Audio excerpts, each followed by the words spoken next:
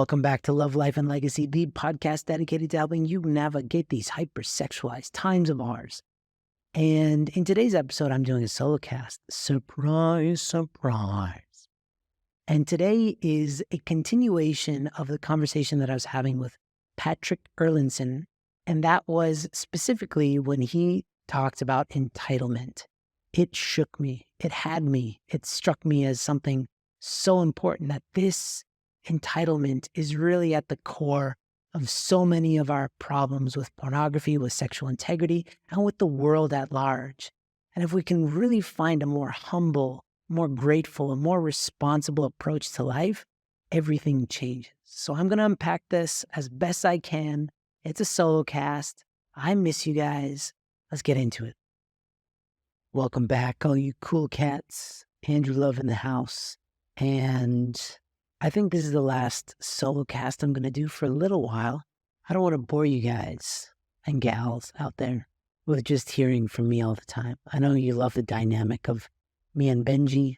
Benji's been on the road, and this show we can't just stop the world because Benji's traveling, right? We can't just stop producing milk and cars just because Benji's traversing the globe. So, Benji's been in Barrytown, New York. He drove his whole family up for UTS, and then he flew right after that out to Costa Rica to help with the event there, and he's just been away. So don't worry, I didn't stuff him in a box. He's not stuck on an island somewhere. He will be back. But in the erstwhile, everybody, I'm going to keep on creating content, and I hope you don't mind. And today's episode, I really wanted to continue the conversation I was having with Patrick in a very recent podcast. He brought up the topic of entitlement, and it struck me to my core when he said that, and I've been haunted. For me, in my chronology of recording these podcasts, it was last week. I don't know when you're going to hear this because, technology and all that. But he said something that haunted me, and I haven't been able to let it go. And I can see this is a very dominant theme in the lives of all people, for sure. But I can see it so clearly here in High Noon and what people are grappling with their sexual integrity. Is this entitlement? I wanted to unpack this a little bit because it's such a deep topic that if you can see yourself and where you're entitled and where you're not, it'll help save you so much time and effort, because we dig our own holes. We create our own problems. Of course, there's sometimes life throws us difficult situations, but what we do with those situations, that's completely on us, right? Oh, you have a difficult marriage? Great. How do you deal with it? Do you just self-destruct and get into booze or become abusive? Or do you find the strength to love somebody that you didn't think you could love? That's what is before us in every decision, every single day. And if you have a real, a responsible outlook on life, and you take responsibility for the difficult moments, rather than feeling entitled to a better outcome, I swear to you, life gets so much simpler. Doesn't get easier necessarily, but it gets a lot better and simpler. So I wanted to first kind of unpack this by talking about some analogies, right? Some different areas in which we might find ourselves being entitled. So if you look at our present generation, there's a lot of people that feel entitled to making millions of dollars just by, making some 20-second videos on TikTok every day. That's the standard because some people somehow seem to do that. So we all feel like we all should be able to do that, right? You see that one person, they're like, yo, I got this Lambo and all I did was make a couple videos, right? And you're like, oh, I want to do that. And then we start to feel like, wait a second, if that person can do it, what's wrong with me? Or that person's a jerk, or life isn't fair, or something like this, right? It's like this paradigm of I should get this because that person has it, or they seem to have it. Whether they do or not is irrelevant. But I feel like I should have that too, regardless of how much I've worked or done the research or anything. It's an entitlement to money. you can see it very clearly that there's a giant swath of people who believe that they're entitled to being as rich as everybody else, regardless of how much value they're producing for the economy, for their family, for society, for their neighborhood. Doesn't matter. They just feel like I should be rich. Why? Because I like money. So therefore, I should be rich, right? Whereas, as we know, money has many dimensions to it. There's emotions, there's concepts, there's, are you actually helping somebody do something that's worth quite a bit of money, right? There's a ton of stuff that goes into that. But the entitlement mentality, I hope you can see how that factors in. When you're responsible for your money, you know where your money is and you know what it's doing and you know where it's going and who it's going to. It's you're getting your money to work for you. But when you're entitled, it's never enough. There are billionaires who still never sleep because they don't have enough money, because they feel entitled to more and more and more. They don't care how they make their money. They don't care if it's ethical or not. They just want more and more and more because they feel this entitlement. I hope you can see that there are very juxtaposing energies. This entitlement and this sense of responsibility, very, very different energies. One is like a vacuum that can never be happy. It can never be satiated, right? And that is entitlement, because if you feel entitled, it's almost like you want the entire world to fit into your needs. The world should acquiesce to my needs. That's entitlement. And if somebody is in my way, out here, I'm still in Mongolia as I'm recording this. Everybody honks at everybody because everybody's in everybody's way. But I've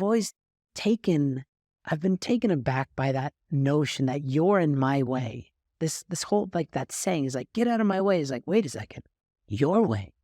I didn't remember seeing your name in the street, right? I didn't see your name in the street, Mr. 72nd and 42nd. Anyway, that whole idea of you're in my way is just this, and that's the most personified version of entitlement I can imagine, is that if you cross somebody's path and they were going in a direction because they're going somewhere and you're going somewhere, they feel like you're in their way. That's insanity, right? But think about how often we do that kind of stuff. That's entitlement. Another is food. A lot of people really want to be healthy without eating well or, say, exercising. There are certain basic functions that kind of, create a sense of health. That is when all of your systems, you have cardiovascular systems, you have, several systems. Those all require daily exercise, right? You have to continually work them out in order for them to optimally function. And if not, they start to break down. They start to show you that you're not taking care of them. And so regardless of how much you want to be fit, are you exercising not just your body, but all these systems that comprise you as being you? And are you eating the foods that your body actually needs you to eat? Or are you eating a bunch of superfluous stuff that is creating a sense of unhealth or disease? So I see that happening a lot, where we're being forced to be okay with the fact that, health is relative in some people's perspective, and it's not. And we're paying for it globally, where there's so much sickness because people's immune systems are, just not healthy because they're not taking care of themselves. So there's that aspect, okay? So I hope that was enough. I hope I didn't lose you guys. But ultimately, entitlement is a sense of immaturity. This is idea that I want that, right? I'm sure you've seen kids do this. I want that. It's exactly like Lord of the Rings. Anytime you bring home a toy, I have all three of my kids are boys. So if I ever bring home a toy that might be coveted by all three, like a remote control car, if I just bought a really nice, like a fancy remote control car, put it in the middle of the room without explanation, they would most likely claw each other's faces off because they're like, I want that. No, I want that. No, but it's mine. No, but it's mine, right? That's just pure immaturity. I saw the other day this little girl. We were in this park. It's called Olympic Park. Just on a side note, it's called Olympic Park. There's an Olympic, like those rings, all in painted, huge, probably like 25 feet high. And I was like, oh, to my wife, I asked her, hey, when were the Olympics here? Was it the Summer Olympics? She's like, oh, no, the Olympics were never here. They just like to pretend like they were. So it's called the Olympic Park with the Olympic rings on it. Don't be fooled if you're ever in Mongolia, okay? But we were there and I saw this little girl freaking out. She was just there with her dad. She was on one of those scooters and she wanted something so bad that she was screaming. She eventually pulled the whole, I'm going to put my face on the ground and just start rolling around. And her father acquiesced. He took her. I didn't know what she wanted until she stopped crying because he took her to this kind of little store where you can rent these little cars and drive them around. Kind of cute, also very manipulative. So it was in her state of immaturity that she felt entitled to this thing that she really, really, really wanted. So much so that she was willing to risk her physical health. She was like rolling around on a busy street. Her dignity, if she had any, she was like, I don't know, 2 or 3. So I don't think kids that age have any dignity. But the main part is in her immaturity, she never for a second asked about any other factors involved in her desires. Her entitlement told her that it doesn't matter if her dad has the money for this, if he has the time, if we've made an agreement, if I deserve this. That was none of those were a factor. It was just, I want this thing and I'm going to smash my face against the concrete until I get it, right? That's complete entitlement. So it's really, really important that we consider the other elements involved in the things that we want. And I'm speaking generally, but let me say it specifically. With pornography, think about this. When you are about to watch porn, you are not thinking even remotely about the people in that screen. These are eternal beings. These are people with souls, with desires, with families, with histories, with, cravings, with feelings of disappointment and love and, all this stuff. They are complex individuals made up of trillions of cells. And in the moment of your entitled desire, you could give a crap. You could care less. All you know is that those people are there to make you happy. You see how that goes. It's that vacuum mentality. How many people does it take for you to get a new? Doesn't matter. Scrolling, more people. How many of those people are being forced against their will to make those videos? How many of those? There's been class action lawsuits against Pornhub because some people were put up there against their will. Their videos were put on that platform, or even they put them up willingly, but they asked Pornhub to take them down. Some girls even reported that they had videos made of them being raped. Those videos were put on there against their will, and they couldn't get Pornhub to take them down. That's why in Canada right now, there's federal lawsuits really trying to take those guys down because it's insidious. So when you're scrolling and you feel entitled, how much of all of this information that I just parlayed is factored into your desire? None. Because you're possessed by a desire to be satiated, and that entitlement is kind of like it eclipses all reason, all judgment, all of your conscience. They're all out of reach at that point in time. All you can think about is the thing that you want, okay? But that's porn as an example. But think about this in marriage. I mean, for any of you out there who are married, think about how often you feel entitled to something from your spouse. It could be sexual. That's a big problem when somebody's like, well, I'm married to you, so you're supposed to please me. It's not how things work, right?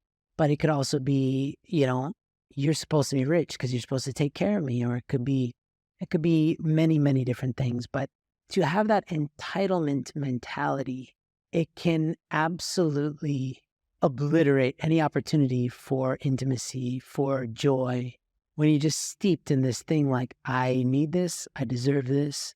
Because what you're doing is you're emaciating, you're taking away, you're suffocating your capacity to be grateful. You cannot be entitled and grateful at the same time. Okay. And I want to mention that, from our vantage point here at High Noon, we've encountered so many blessings that have broken or have experienced extreme damage because of entitlement.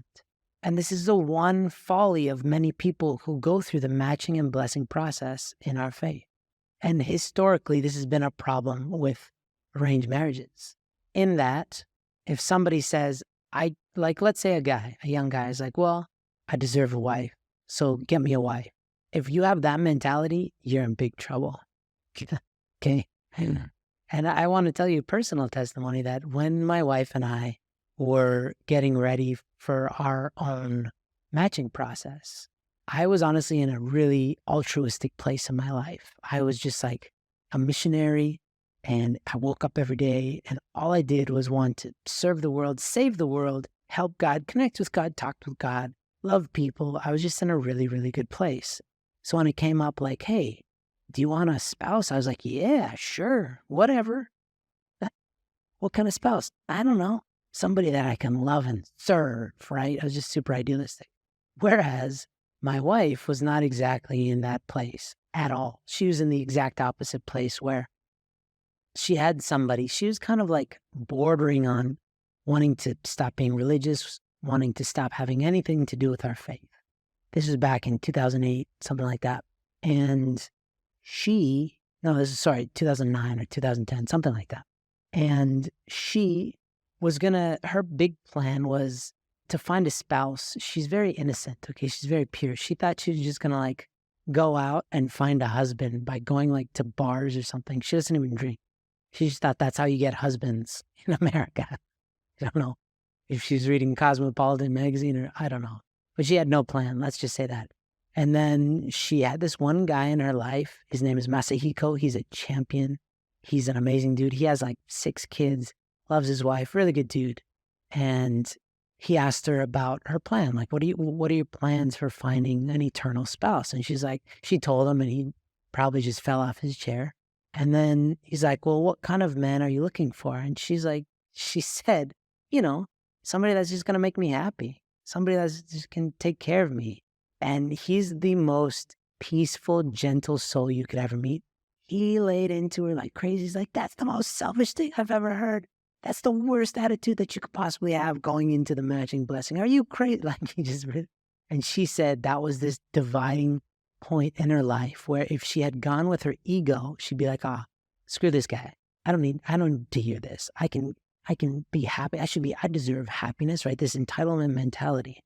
Or she can do what she actually did, which was listen to the guy and hear that he was trying to help her see that her attitude was way off, that her attitude was she was entitled to somebody who should take care of her, rather than the other way around, which is I want somebody to love and to take care of, right? And so that was this helix crux in her life where she was divided, and she chose the side of altruism, which was hilarious because it wasn't like this, okay, I'm changed now. It was more like, okay, I'm open. And then we met shortly after, and I was so gung-ho. I was like, hi, you want to get married? I was like so all in. And she's like, her one requirement was like, I don't want to get married to a religious guy. And then she was introduced to me, and I was like the most religious guy ever at that point in my life. So we went through this course of understanding that the matching at its very essence is learning how you can possibly commit to a life of servitude, serving each other. Because when both people genuinely agree to that and have the capacity to live up to their agreements, then you have a couple that is built to last. Because when times get tough, you'll figure it out. When you don't have money, you'll figure it out. When the other person is going through radical changes and you don't even understand them, you'll figure it out. Why? Because that is your modus operandi. You're there to learn about how to serve each other at the highest level. Not only that, it makes sex perpetually better and better and better and better and better and better, just as an afterthought. So really, honestly, that entitlement mentality is in so many aspects of our lives. And I think we need to do some house cleaning. I think it behooves us all to see where in our lives we feel entitled, whether it's in our relationships. My friend should treat me like this. I deserve more money, or whatever it is. Or whether it's, whether you're taking responsibility, meaning the person who is responsible all the time, in the good times and the bad. So if a relationship is going awry, you feel like you could do something to make it better, rather than just saying, this person isn't a good friend, I'm just going to ditch them. Screw them, right? So the antidote is responsibility, but it's the long view that you've got to take. With my family, it's like, if anything happened, my son just got a cough the other day, I immediately was hitting YouTube. Google, just looking up different ways in which, like, different doctors, there's different, like, traditional Mongolian medicine, different herbs and stuff like that. I was on there because his cough is my cough, because I am responsible for their lives. If my wife is not feeling well, guess what? It's my responsibility. I need to help her in some way, even if it's to give her space, even if it's to let her do her thing, whatever. I need to find out how I fit into that. And when you have that responsible mindset, there's always a way that you can contribute positively to the facets of your life, the things that make up your life, your job, your school, your relationships, your spirituality. It's never like, if you imagine somebody who blames God, it's because they feel entitled to a better relationship with God, regardless of their own effort. Why isn't God answering my prayers, right? That's entitlement. So you can see how ubiquitous entitlement can be if you're not careful. So that's my homework for you today. And that's what happens when Benji's not here, is I give you homework. Right? My homework to you today is to really take stock, do an inventory of your life and find out, where are you entitled? Where are you blaming because it's not what you think it should be and you feel entitled to a certain result, but you're not taking responsibility to fix those things? Is it the blessing matching? Is it your finances? I'm so broke. Why are people rich? Why am I so poor? That means you're entitled. You've adopted it, right? So look at these areas of your life and start to clean them up. How do you clean them up? By taking more responsibility. That's the antidote to entitlement. And gratitude. All those things. The more that you feed responsibility, the more that you feed gratitude and thanks, it'll start to wash away the entitlement altogether. So I hope this was helpful. Please let me know. Reach out, and I'll see you soon.